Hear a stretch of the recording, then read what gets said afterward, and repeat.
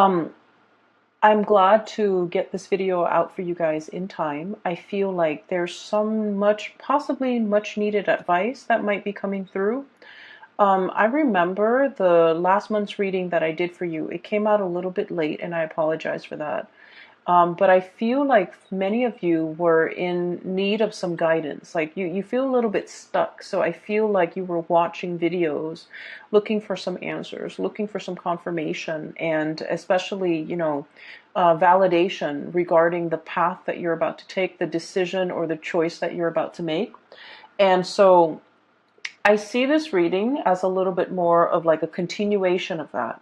But I do see a lot of changes have also taken place. So you might have made some major decisions. And so we're kind of like in a resting phase, okay? Waiting for things to kind of like play out. And so I hope this reading finds you well. I hope you've enjoyed the holidays with your loved ones, your family members, and that this resonates with you and that it's also helpful and pertinent for you as we navigate. So let me just relay all of them because I have a habit of like forgetting. As soon as I relay one, I start talking about the cards. I start to forget. So first of all, I saw this rag doll. It's just looking at me. So it's like a Raggedy Ann doll. It's made out of like yarn or some type of canvas material. It's very beige and very bland. Okay. The doll has like brownish auburn dark brown hair, and it has black buttons for eyes. So the buttons are kind of sewn onto the head of the doll, and then it has like a little button nose, and then the mouth is made from it's like a smiling face, and it's made from stitches, like stitching, kind of like the line on the football. So it's like stitched up and curved into a smile, and then it has cross stitches across it. And so I'm just staring at it, and it's just staring at me. It's just looking at me. It's not really moving. And I'm really drawn to the stitching on the mouth, okay? It feels to me like it's something forced, like a forced smile, something that's not natural, but it's just created that way, or like a forced smile or forcing a smile. And then the fact that it's stitched up, I just feel like it wants to talk. There are things that it wants to say, but it's stitched up, so it can't really, say, okay? So that's the first thing. The second image that I see this scene in the office. It's like a very mundane office scene. It's strange. So there's this man, he's in an office, and he's kind of walking around. There are like cubicles, right? He's just kind of walking around, looking around. He's probably like in a managerial or supervisory position where he's kind of looking at the employees walking around to see where everyone is and to see if anybody needs him. So he's not surveilling, he's not doing that. He's just there in case they have questions, in case they need him. So he's making himself very available to his subordinates, right? And he's wearing like a gray suit. He looks really nice. White shirt, gray suit, and a really dark blue tie. Um, he looks like he's about 40, 45, 50, so around that age group.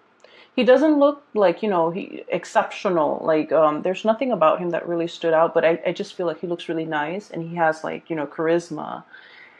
And there's this woman. She looks about a little bit younger than him. She's walking by, and they kind of look at each other. He's like following her with his eyes, not in a creepy way, but he's kind of looking at her. And then she turns the corner and she looks at him. So like, it was weird. There's no conversation. There's no talking. Okay. And this is like on the heels of looking at that doll, and that doll is just looking straight at me. It's not really saying anything. And so this scene too, the two people are just looking at each other, and she's wearing a white blouse, the button-up blouse, and she's wearing like a gray skirt. So everything is really like gray and white, and just kind of bland, very professional, like office environment, and they're just kind of looking at each other. There's great chemistry between the two of them, but they're just kind of looking at each other, watching each other pass by. And then as soon as she kind of disappears around the corner, I see him holding his hand like this, you know, and he has a ring. Okay, so I was thinking like, oh, he can't say anything, he can't make a move, he can't do anything because he's married. So that I was thinking that. And so then it drifts into the next scene, and this is where I'm starting to forget. So I'm glad I'm trying to say this out for the two for you guys. I can't for the life of me remember the third picture.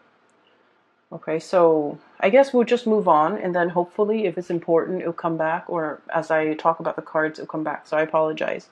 So when I saw that first doll, I was thinking, this is definitely you. This is your energy, Pisces, because I feel like you have some secrets that you're keeping.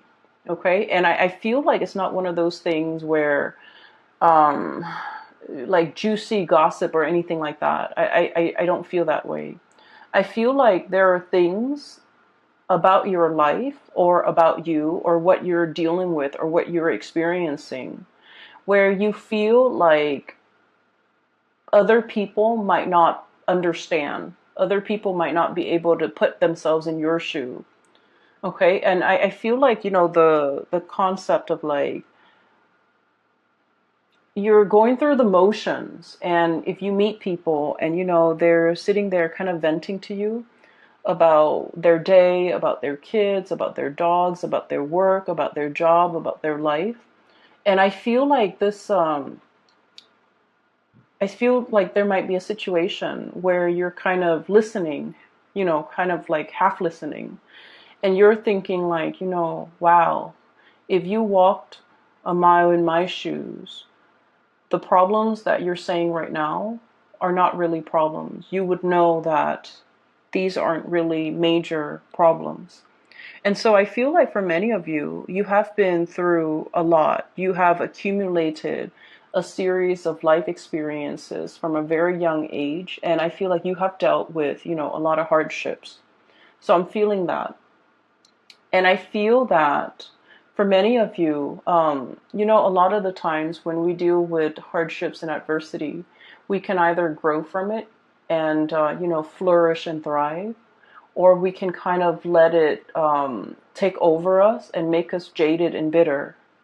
And I feel like there were times in your life where you took it in strides, okay? You're just like, it's okay, I can weather this, I can get through this, I can drudge on, I can, fight another day, and things are going to get better. I'll turn around the corner, okay? And then, I'll look at life in a different way, or things will get better. It's like that light at the end of the tunnel. And so I feel that you might have gone through a series of these life-changing moments or events, or even significant events. And I do feel at a point where you are starting to feel a little bit jaded. You are starting to feel like, this is not what I anticipated. This is not what I planned. This is not what I had in mind for myself at this age, at this phase in my life, at this station. So I do feel many of you are at a point where you start to feel the heaviness of it, the accumulation of it, and it's starting to weigh you down. Okay? And I feel like the spiritual advice here from the universe is we plaster on a smile and we keep going, okay? And kind of like that doll, okay? The smile is kind of like plastered on. And it puts on a brave face. It puts on a smile. So from the outsider's perspective looking in, they look at you. And, people that look at you, they're not aware of everything that you have dealt with. And so I feel that you feel as if you can't really relate, you can't really tell people what you've been going through because they don't understand. Some of you feel like, I need to soldier on. I need to handle this on my own. I need to be strong, and I need to just, rough it out. And I do sense that there's a willing listener in your midst. There's somebody, like possibly even a group of people that are more than willing to, share your experience if you let them. There's support around the corner. There are people that are interested in what you have to say. And so it would be beneficial for you to kind of like give your experiences a voice, you know, to be able to express what you have been through, and to be able to confide in another person, and to be able to, you know, just kind of like not have to put on that brave face when you feel like you've had a crappy day, not have to plaster on a smile when you inside you don't feel like smiling, when inside you're just like in turmoil, you're stressed out, you're not happy. It's okay to display these other emotions, even though you might not feel like they are pleasant. I feel like people are trying to get to know the real you. And it's important for you to kind of like allow other people in and to share what it is that's on your mind, and to also understand that you have willing friends, you have willing listeners, you have others that are trying to get to know you, that are trying to, you know, understand what you've been through. Okay. I feel like for many of you, and you know, I felt this for a really long time that I've been doing Piscean readings. You guys love very sincerely, very naively, and very wholeheartedly. Okay. You love with your mind, your heart, your body, and your soul. And I feel like a lot of the times, you know, you might be aware, people do take advantage of you. And so it is really important for you to be cautious and discerning about who you give your time and your energy and your resources and yourself to. Okay? A lot of Piscean people, there's this a little bit of like of a savior complex, where you might be attracted to people that might be a work in progress or might be a project. So that means you want to play the role of the caretaker in the relationship. You want to take care of them. You want to make them better. You want to fix whatever is broken. You want to, you know, heal all of their ills. And just to be fair, you know, for yourself, and also just for the equality in the relationships. Relationships are supposed to be give and take and equal. And so when you give so much like that and expect nothing in return, it sort of like disincentivize the other person to step up, to give in equal measure, and to, you know, come to you correct.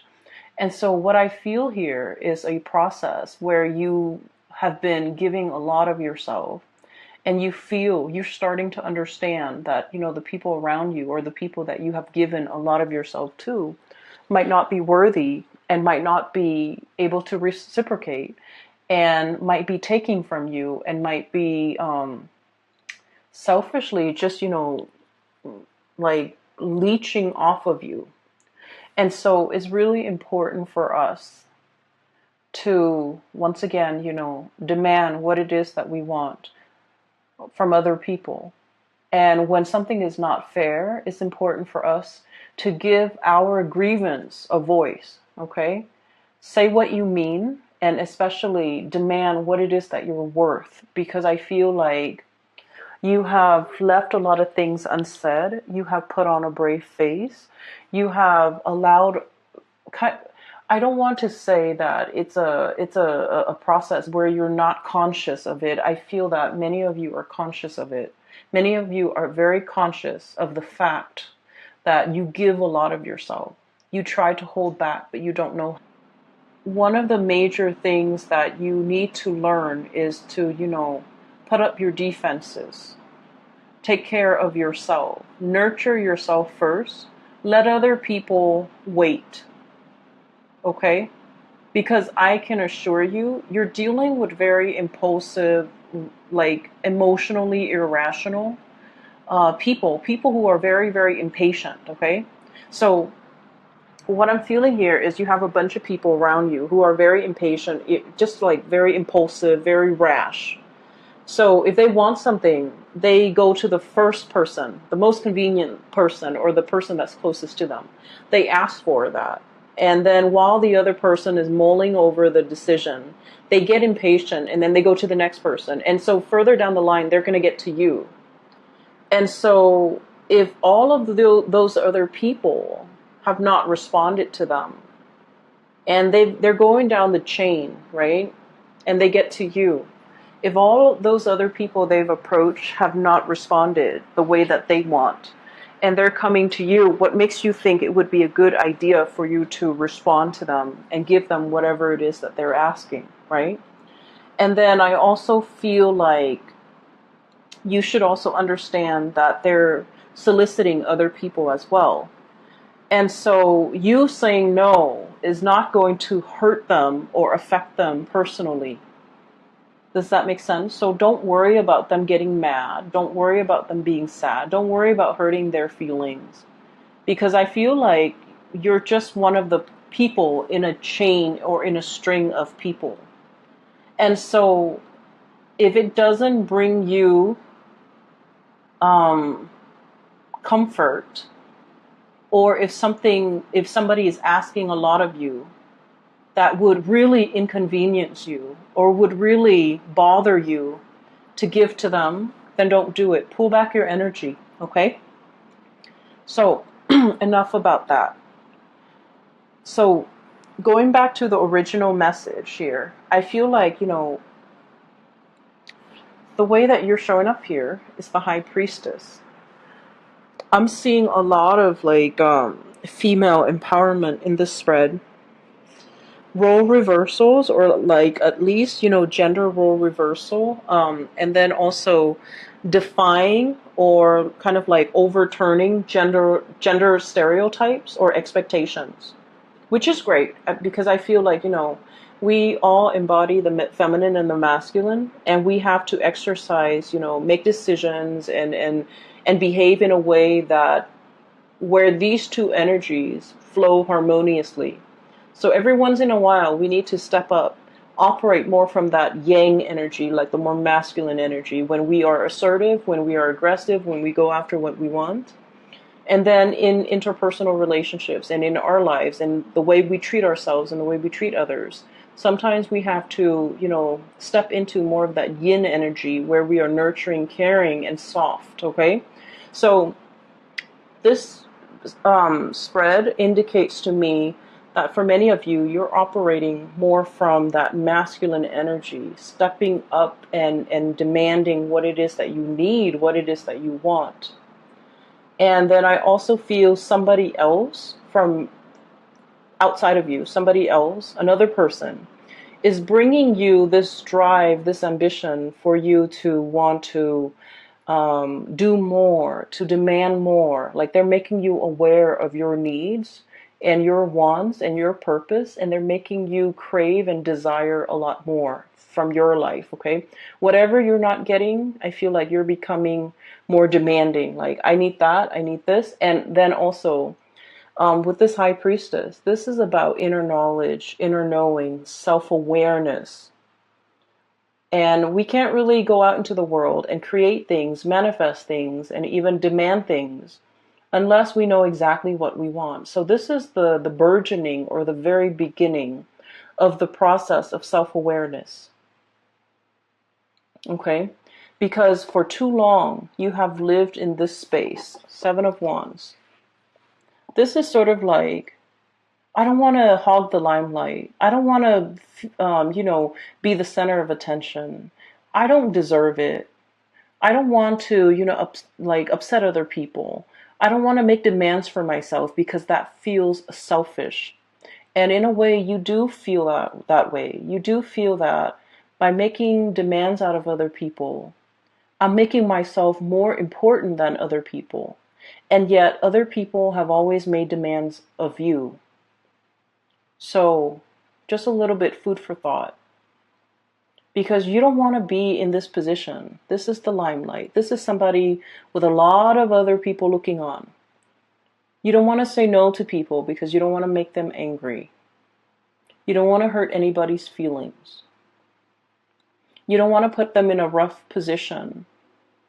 And so I feel like, you cater to, you help. And I feel that you give and give and give. Because you don't want to be in this position where you feel like, who am I to make demands? Well, you are important too. And it's really this is the month for you to come into that sense of awareness that, every time I give of myself when I don't want to, I deprive myself of that time, of that resource, of that energy. And energy flows, okay? But it's also very finite. If you give and give and give, you end up very depleted. And so there needs to be an equal exchange here. And I feel like for such a long time, there hasn't been an equal exchange. And then this also leads me to believe that you're dealing with somebody that might be taking from you, sapping you, sapping your energy, your resources. Resource comes out very strongly. And then you are aware enough where you're just like, okay, I'm pulling back. I'm drawing my limits. I'm making my demarcation in the sand, right? And then as soon as you draw back, you set your limits, the other person is just like, why are you selfish? Why are you holding back? Why are you not helping me? And so they're starting to make more demands of you, and they're starting to think that you're unreasonable. And, whatever this is, it could be guilt tripping, it could be throwing tantrums, it could be whatever it is. I just feel like it's making you reassess. It's making you reassess whether or not you did the right thing. But I can assure you, you're doing the right thing because you're really drawing back and you're really taking care of yourself because you understand that it's important, okay? And that the other person also needs to be able to handle things on their own.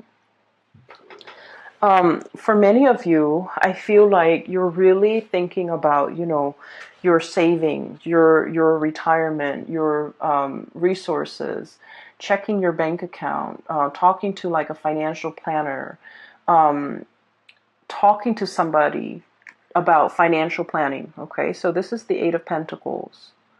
And I feel like in this card, it's about, creating more of something, working your magic, investing, thinking about long-term yield, thinking about avenues for you to invest your money, to invest your resources, how to make your money work for you. For some of you, this could even be buying property, making sure that your property appreciates, and then, wanting to keep it for a certain amount of years before you sell off the property. So I feel like you're doing some massive maneuvering, okay, conjuring things up, manifesting, as well as like talking to somebody who might be very savvy when it comes to financial resources, like a financial planner or even an investor, so that you can make things work for you.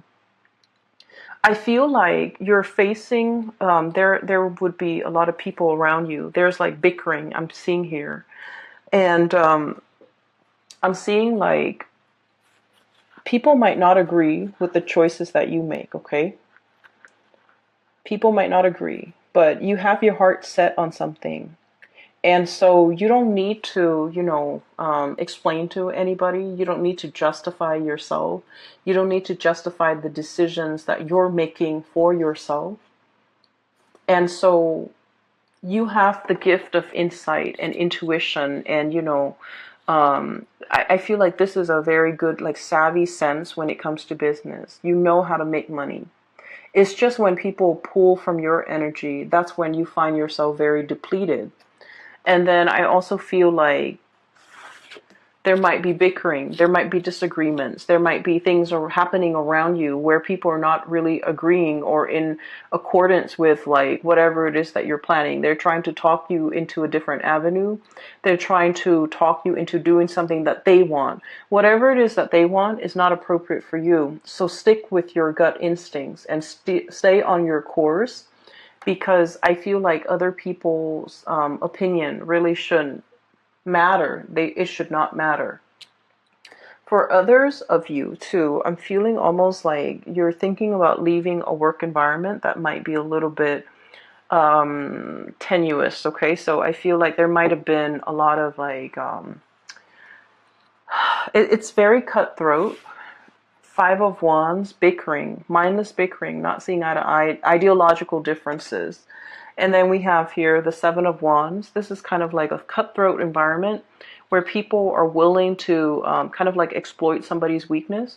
Whatever someone says gets used against them, or, somebody throwing somebody else under the bus. So I feel like there's a situation here in a work environment around you, not happening to you, it's around you, where people are a little bit childish, the environment might be a little bit toxic.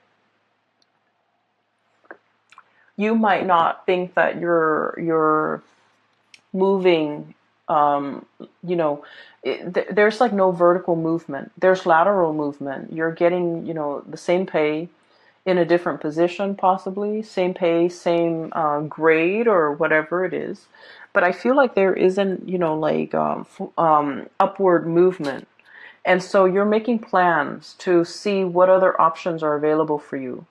You're kind of spinning your wheels here, and you are seeing that, and you're also coming into the awareness that the longer you stay here, the more that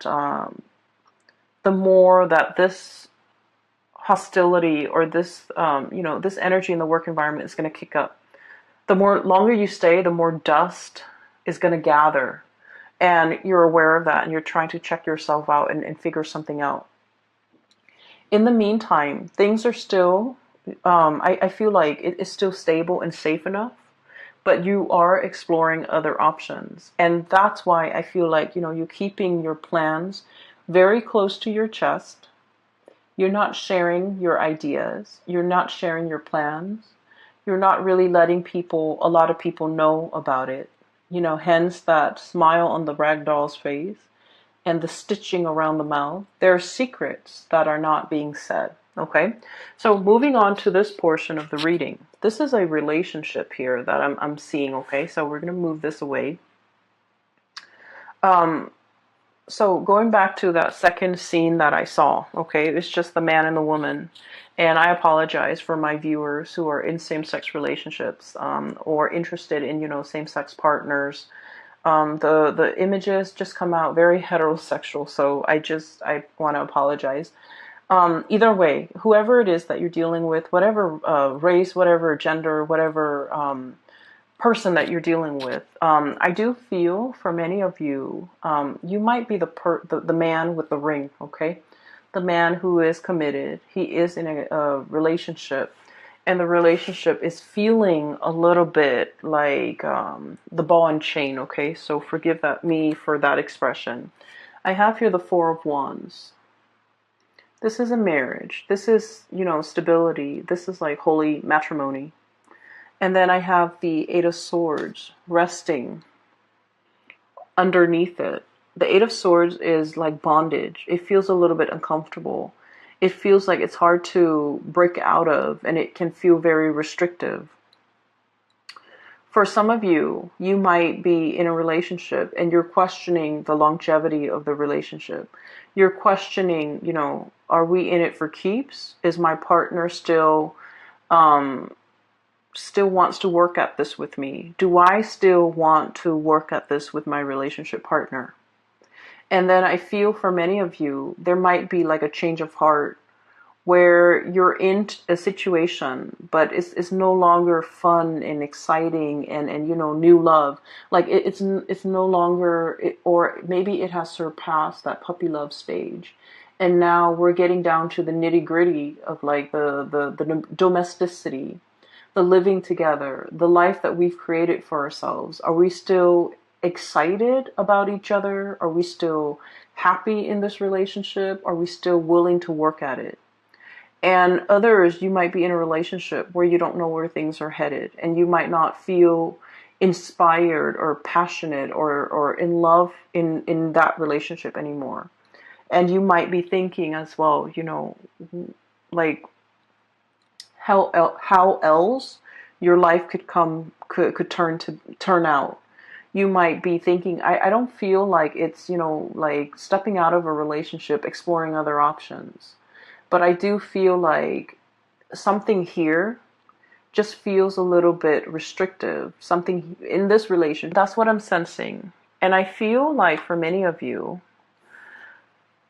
there could be a situation here where there is communication or another person in your midst that's bringing this change of heart. And I just want to say, for those who are watching, and especially if you're resonating with this, I just feel like this home situation happened first, okay? There's something innately possibly unhappy or like dissatisfying in this to begin with. And what I mean by that is, if this is something you feel is worth salvaging, is worth working at, and is worth saving, then you need to take the steps now in order to correct it. Because I feel like the root of the problem is here. It's not this outside person. I feel like it's here. This is where things need to be fixed and mended and repaired. And I also feel like for many of you, it might lack excitement. It might have gotten into like a sense of, like routine, you know, routine, like something is very routine. Something is no longer exciting. Something is no longer passionate. Something is no longer like, it's no longer in that puppy love stage. And so how do we bring it back? How do we revive it? What can we do in order to make it better, right? But either way, regardless of whether or not you're dealing with this, I do feel there is a new energy. We have here the Knight of Wands. This is like the embodiment of passion and chemistry. And then we have as well the Page of Wands. This is the same type of energy. And so it's going through a maturation stage. Okay, it starts out as the Page, and then it escalates into the Knight. And so what I'm feeling is there's somebody in your midst, okay, regardless of whether or not you're dealing with this. There's somebody in your midst that's bringing you kind of like a whole new world, a whole new set of eyes to look at your life and the life that you've created. Because I feel like it's very different. Like there is a little bit of like domesticity here in your life that is very different from what this adventure, this excitement, this sense of like, bouncing around, being nomadic. So there's domesticity, there is like a nomadic lifestyle, and those two things clash. But in the process of, getting to know the other person, unearthing their lifestyle and looking at the way they live their life seems very exciting. You're very drawn to it. You're very drawn to this person because they're like your polar opposites. That's what it feels like to me, like polar opposites. And then I also feel like there's a boldness, an impulsiveness, and a rashness coming through from this person, because they're very I feel like they're just very courageous. They're very action oriented. They do things, get things done. They don't sit around and mull over things. And they're very like unapologetic. They live their life the way that they want. They don't have to answer to anybody. They don't have to justify any of their decisions the way that you justify your decisions. The way that you have to, get the support and the okay from the people around you before you make major life decisions. This person is like action oriented. They make life decisions, and they make decisions for themselves without having to consult people. Go. And so you're looking at this person, and I feel like there is definitely attraction. There's definitely admiration, and also, looking up to this person, wanting to emulate and copy that lifestyle, or the way that they carry themselves. They're so assertive and so self-assured. And I feel that you wish you could be that way. You wish that you could, make decisions without having to second guess. And so if this is a romantic partner or a relationship partner or even a love interest, this is someone that will come to you in a heartbeat, okay? I feel almost like this sense of somebody is coming to somebody else's rescue, okay? And so the third image. Okay, so now it's coming back. So the Warner Brothers cartoon. For those of you who are not familiar, it's basically a series of like cartoon sketches. And there's one where there's a damsel in distress. She's tied up, right? She's bound with rope, and they left her on a railroad track. And there's this cartoon train coming towards her, and she's screaming out. And a man comes by and rescues her. So that's like what I'm sensing. But once again, I mentioned that this is a reading that is all about role reversals. That is all about like overturning gender stereotypes. And so what I feel is there might be a situation here where, if you're like the masculine energy, you might be in the relationship and you feel very stuck and very trapped. And there's somebody coming into the picture and they're breathing life into your life. They're breathing new air. They're bringing like a breath of fresh air into your life. And they're fixing your problems, and they're helping you make sense of things, and they're helping you navigate an environment, and they're very exciting, very dynamic. And then I also feel like it's this situation. One person feels very, very stuck, and the other person is like the knight in shining armor. But the knight is not always, the masculine energy or the man. So I feel like there might be a gender role reversal here, where if you're the one feeling very, very stuck, the person that's coming into the picture is, the one that's going to set you free, the one that provides all the answers. And so what I feel is, for some of you, there's this sense of independence, shouldering the responsibilities on your own. You're telling people, like, if you walked a mile in my shoes, you would look at your life with full appreciation, because, like, honestly, I feel that many of you have been through a lot of difficult life experiences. It's a series of life decisions that you have made over the years, and I feel like you've put yourself in challenging position and you have grown from it. But I also feel like you have also become a little bit jaded. And so you were very stoic. You roughed it out. You did it on your own. You shouldered the responsibilities. You didn't whine. You didn't complain. So you have this sense of resilience and inner strength. And then because you're so stoic and self-sufficient, the fact that you're like this now, like, what do I do? Where do I go? What's my next step? Why can't I figure things out? I need to be able to make this decision on my own. And I feel like the fact that somebody else is coming through, wanting to help, wanting to offer, a hand, wanting to come and rescue you, you don't trust it. And it might be really hard for you to accept this person.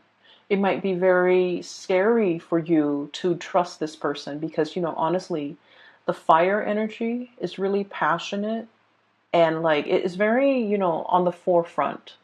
It's very bold. And so you might not trust that it's going to be sustaining. You might not trust that it's going to be long lasting. You might not trust in the stability of it. And so while it's it's a good fantasy, you can play out the scenario in your mind, you don't trust this person. And I feel like one of the reasons why you don't trust it is because you have had to do a lot of things on your own. And so you trust yourself. And you cannot accept this offer because you're very scared that it's going to burn out, that the person might not be around for the long haul. And I feel like, I feel somebody is like admiring from afar. Okay, going back to that scene, that the second scene that I saw, the man and the woman, there's no words, conversation, or anything exchanged between the two of you. You might not be in a position where you're talking to each other. You might be, just not communicating, not expressing your feelings, they themselves might not be expressing their feelings, but underneath, I feel like there's a lot of chemistry. There's an undercurrent of love and respect, and, I feel like there is definitely a lot of love that can be explored, that should be explored, whatever the situation is. But I feel like there are constraints. I feel like no one is really expressing themselves because they're not in a position where they can give of themselves. A lot of it might be physical things, like another marriage, another relationship partner, or it might not be the right environment because it's a work situation, right? But then I also feel a lot of it is emotional hangups, lack of trust, not wanting to put ourselves out there because the other person might not feel the same way. If you're dealing with a situation where you're kind of looking at somebody and you see them looking back at you, I feel that the feelings are very reciprocal, okay? So the feelings are there. It's definitely worth exploring. So I feel like the message for you in the love department is to give is for me to kind of like give you that nudge, okay? That the feelings are definitely there. This is somebody on the surface, they might seem very rash and impulsive, okay? But I do feel there's a lot of heart and soul, and there's a lot of stability that can be had. What's crowning this person is the Seven of Cups. And the Seven of Cups is kind of like, the wandering nomad, okay? I want to go here, I want to travel there, I want to settle down here, I want to, stay there for a few months and then go to a new location. So this is always someone who's chasing after something a little bit novel or a little bit exotic. However, with this energy, opportunities come to them because they're open-minded and open-hearted. They grab life by the horns, they explore all opportunities. And so because they're in this space of being easygoing and being, I want to say like spontaneous, the opportunities come to them. It's not like they're going out looking for greener pastures or, soliciting people. I don't feel like they're ever in a position where they have to solicit because they're living with their life very open, with their heart very open, and with their mind very open. That opportunities just land on their lap. And so I can assure you, this is not somebody who's going to be here today, gone tomorrow. If they commit wholeheartedly. However, because of this lack of communication between the two of you, they might not know how you feel. They might not know that there is potential here to explore with you unless you give them a sign, unless you give them the little nudge, unless you take this situation seriously and really think about the impact that they're making in your life and especially in your psyche, because I feel like somebody is really, stamping their presence or their, seeing this stamp, this seal. Somebody is really making their mark on you. And I feel like, they're making their mark on your psyche in your life. And they're a huge force in your life right now. And you're afraid to get burned. You're afraid to explore it. You're afraid to go there. You're afraid that their lifestyle is going to overturn everything that you've built for yourself. Everything that you consider very valuable, very stable, very predictable, or even very, very tangible. Whatever it is that you've worked really hard to build, I feel that you are afraid that this situation might overturn that, okay? At the center of the reading here, we have, this is a symphony, okay? What I feel is the moon is your card, Pisces. This is reaching out through music, through subliminal messages, through like, it's music without like, without the singing, without the lyrics, without the verbal expression. But it's trying to convey something. And music is about conveying deep, deep, deep emotions. And then I also feel like this is a musician as well. He's got his little trumpet announcing his arrival. So I feel like somebody is making themselves known to you, whether or not you are aware, but they are definitely making a gesture, making an effort at flirting the way that they know how.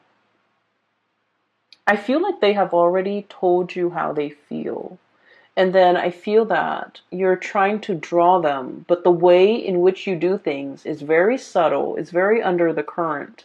And I feel like this person might be missing the signals.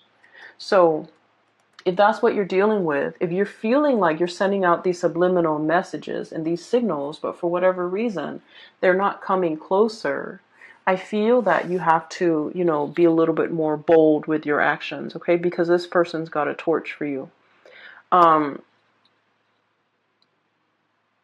don't feel like this is something that will fizzle out and leave you heartbroken. I don't feel that at all. And